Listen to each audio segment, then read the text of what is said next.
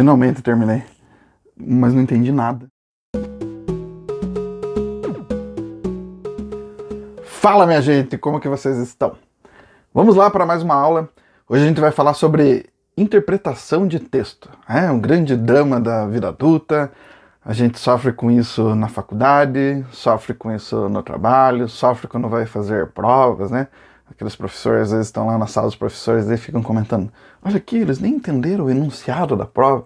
Então, é uma questão que atinge não só a língua portuguesa, né, as aulas de comunicação, mas todas as outras disciplinas. Eu tenho a capacidade de interpretar aquilo que eu leio, vai me ajudar em quase tudo, né, no meu cotidiano, tanto pessoal quanto profissional. Então, é uma coisa importante a ser discutida. Então, nós vamos começar a falar sobre isso hoje. Eu vou falar sobre alguns pontos que eu acho mais importantes. E aí, mais lá pra frente, a gente vai falar sobre esses pontos de forma mais aprofundada, assim, nas próximas aulas, ok?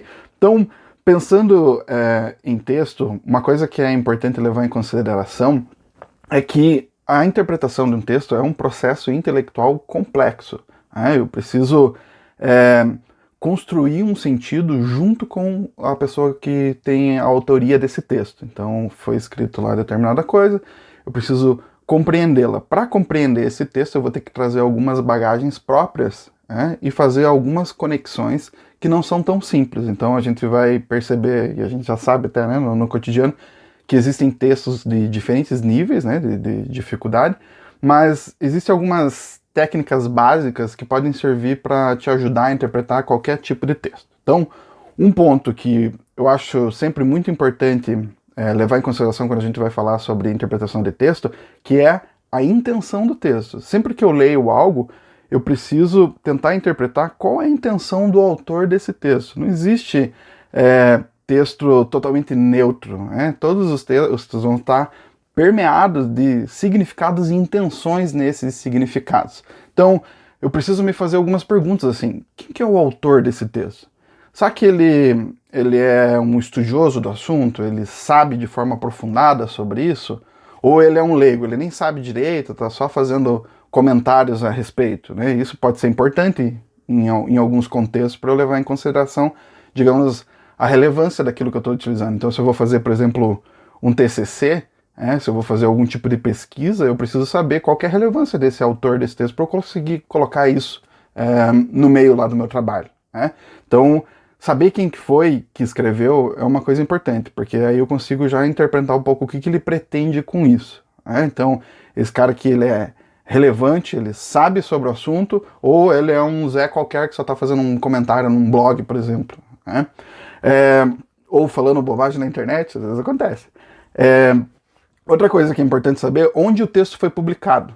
Né? Então, assim, alguns casos a gente vai utilizar alguns livros, esses livros a gente pode saber, digamos, a relevância dele a partir da editora que foi publicada e tal, mas os livros, no geral, nos textos em geral, que a gente acaba encontrando por aí, é a questão de tentar interpretar de onde que ele foi publicado na internet. Né?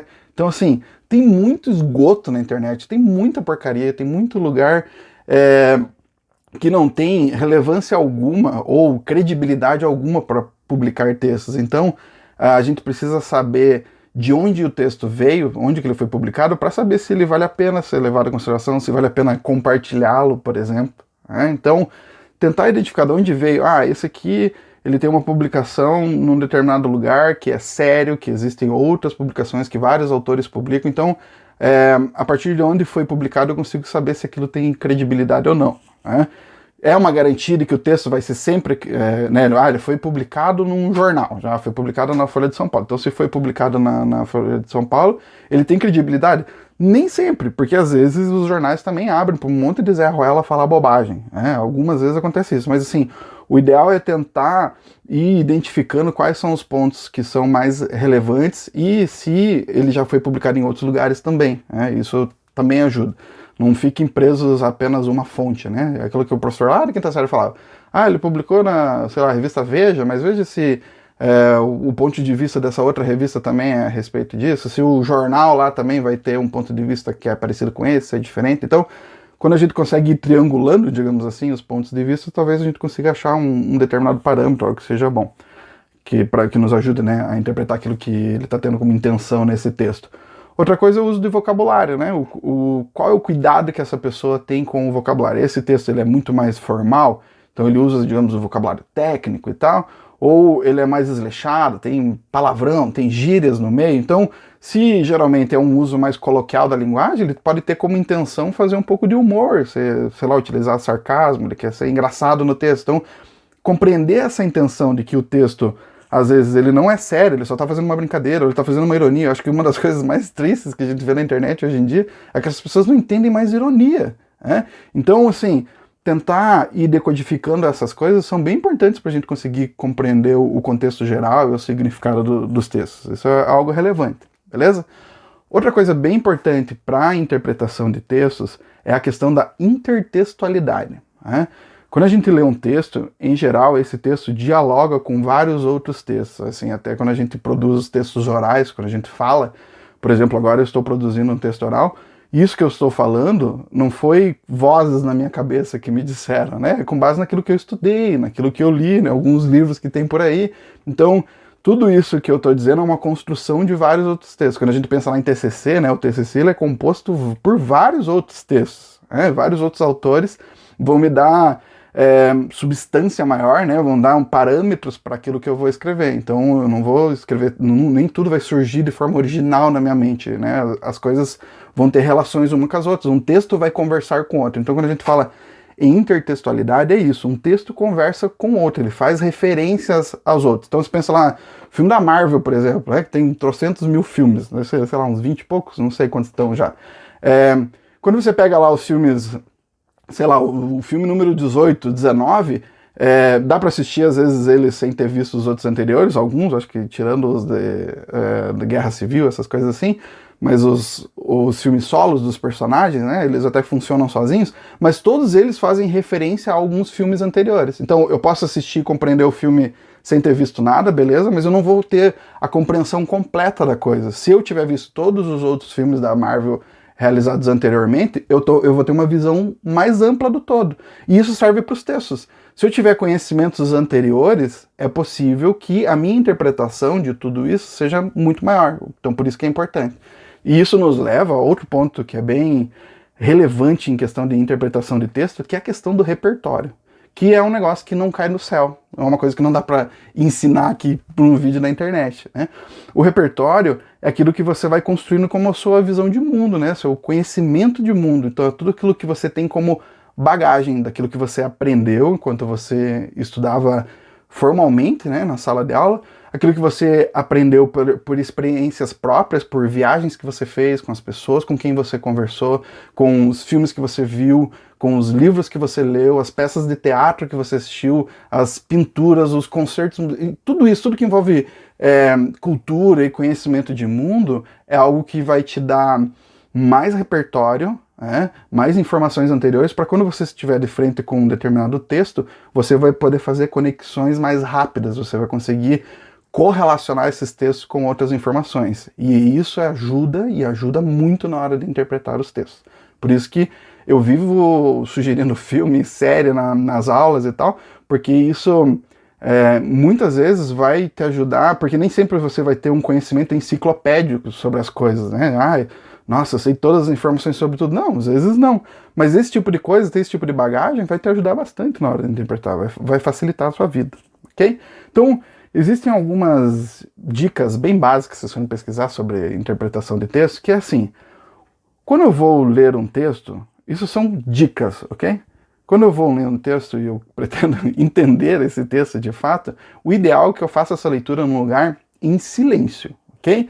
Então vocês estão tendo aulas online agora, vocês estão em casa, cada um tem um contexto diferente, uma dificuldade diferente para conseguir assistir essas aulas. Às vezes está num lugar que está muito barulhento, às vezes você consegue silêncio, mas assim, o ideal seria que vocês conseguissem sempre, até para as aulas, mas para as outras leituras, até para ler literatura, seja o que for, que vocês estejam num lugar silencioso. Se tem alguém aí perto de vocês fazendo barulho, aproveite e use esse vídeo e fala assim, o professor está dizendo aqui, que eu preciso de silêncio, senão não vai funcionar, não vai rolar. Aproveita esse vídeo para isso. Porque assim, se eu não tiver concentração total naquilo que eu estou fazendo, se eu vou ler um livro e eu fico com o celular ligado do lado, apitando toda hora, chegou uma mensagem, chegou um e-mail, chegou não sei o que lá, Se eu tô com a TV ligada ao mesmo tempo e tem gente falando e gritando ao redor, há uma tendência que eu não entenda. Eu não vou compreender, ou pelo menos não vou compreender o todo do texto. E aí, às vezes, a gente joga a culpa no texto. Não entendi aqui. Mas às vezes é porque o ambiente não está nada favorável. Então, se vocês puderem, o ideal é que você consiga um lugar silencioso para conseguir ler. Isso é básico para a interpretação de texto. Outra coisa é você recorrer a dicionários quando necessário. Porque se você não compreende o significado de muitas palavras numa frase ou num parágrafo, a tendência é que a compreensão do todo fique comprometida. Então, assim, anote, né, grife, sei lá, essas palavras, registre essas palavras. Pode ser que você não veja no exato momento em que você está lendo, mas espera ali um pouquinho, lê um tanto do texto, espera um pouquinho e vai e busca no dicionário. Você não precisa ter o dicionário físico, procura aí na internet, qualquer lugar vai ter o significado da palavra, e aí você volta. Se essa palavra foi utilizada, ela tem uma intenção em ser utilizada ali, então o significado dela importa. Aí você pensa assim, professor, mas se eu estou fazendo lá um concurso público, por exemplo, eles não vão me deixar ver o significado da palavra. Beleza, então, nesses casos, tente fazer uma análise do contexto daquilo que está sendo dito. Às vezes eu não sei o significado dessa palavra, mas pelo sentido geral da frase eu consigo entender, pelo menos aproximar o que ela significa naquela situação. Ok?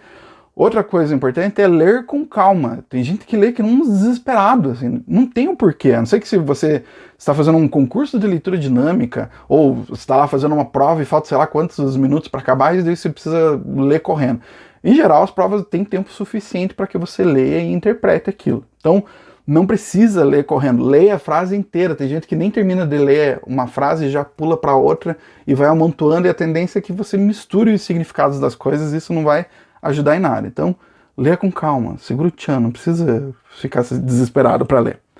Outra que eu acho importante, principalmente para quem vai ler literatura, tá? A gente está falando aqui mais de leitura na questão da faculdade e tal, mas eu acho que para literatura também é importante falar que tem muita gente que não gosta de ler porque não pratica isso, que é o exercício da imaginação. Eu sei que parece uma bobagem falar isso, mas assim, as frases, ou você saber, digamos, o significado das palavras, ou saber pronunciar essas palavras enfileiradas lá, beleza, bonitinho, mas não ajuda muito se você não conseguir dar significado para elas quando elas estão juntas, né?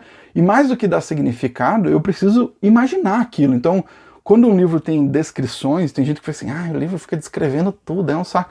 Quando o cara está fazendo isso, um autor faz isso, ele está tentando te colocar lá naquela cena, ele quer fazer com que você se imagine na mesma posição que o personagem. Então, assim, se eu não me dou o trabalho de tentar me imaginar nessa posição, a tendência é que eu nem consiga achar graça naquilo. Eu vou falar assim, nossa, uma chatice esse livro, credo, não tem como ler isso. O ideal é que você tente ler e tente imaginar a situação, você lá dentro daquilo, participando daquelas ações. E aí, quando você consegue se imaginar naquilo, você consegue dar muito mais significados, e a partir do momento que você dá significado para a leitura, ela passa a ser mais importante na sua vida, beleza? Outra coisa, nunca diga que eu não entendi nada do que eu li, né? Frase que o professor ouve direto na sala de aula. Professor, eu li que não entendi nada. Se você é alfabetizado, você não pode dizer que você não entendeu nada. Alguma coisa você entendeu, beleza? Tenta se esforçar pelo menos um pouco. Tenta, essa parte que eu entendi, essa aqui também, mas esse meião aqui eu não entendi, esse aqui tá bem complexo. E aí, com base naquilo que você compreendeu, você vai tentar ir encaixando as informações. Ficar falando que não entendeu nada, eu tentei ler lá que lá, não entendi nada. Você vai se colocar numa situação muito confortável, que é a da ignorância, né? Então, assim, eu não entendi, sou ignorante a respeito disso daí, e bola pra frente, e pronto, é confortável, porque assim, não exige esforço. E leitura, a compreensão de texto, para que ela funcione, ela exige esforço. Você precisa, de fato, ter a vontade e ir atrás para que isso aconteça. Não vai cair do céu, ninguém vai... o professor me ensinou aqui a interpretar texto, agora eu já estou interpretando. Não é assim, precisa de esforço, beleza? Outra coisa que é legal de se fazer para interpretação é você tentar dividir o texto em algumas partes. Então, você pegou um texto longo, é um texto complexo, às vezes o texto é técnico, então tenta dividir o texto em algumas partes, digamos, a cada parágrafo, a cada 2 parágrafos, como vocês acharem melhor, e tenta anotar do lado, ou num bloco de anotações, onde vocês quiserem, tentem parafrasear as ideias principais do texto. O que é paráfrase? Paráfrase é reescrever uma determinada ideia com outras palavras. Então eu digo a mesma coisa, só que com outras palavras.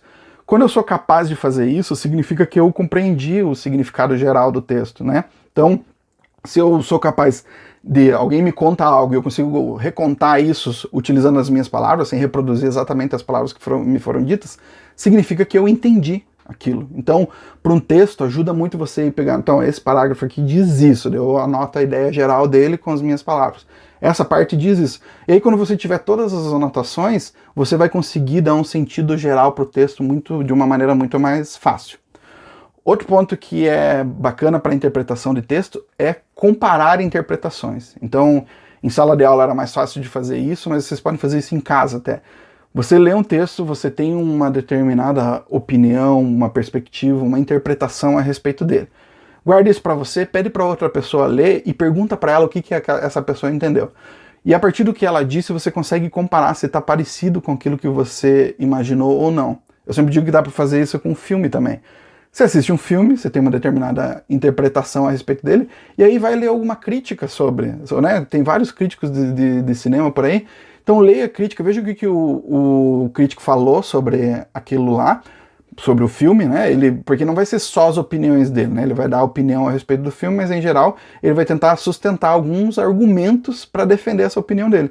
E veja se esses argumentos são parecidos com aquilo que você pensou a respeito do filme. Então, quando a gente compara com os outros, a gente consegue perceber assim, se está nivelado, se a gente está por um caminho assim, ok, ou meu Deus, sei lá o que eu fumei, porque eu pensei um negócio nada a ver aqui. Então, quando a gente consegue comparar, a gente pode buscar um caminho assim, mais razoável de interpretação das coisas e pode ser boa, ok? E por fim, uma coisa que é básica para a interpretação de texto é você precisa praticar, né?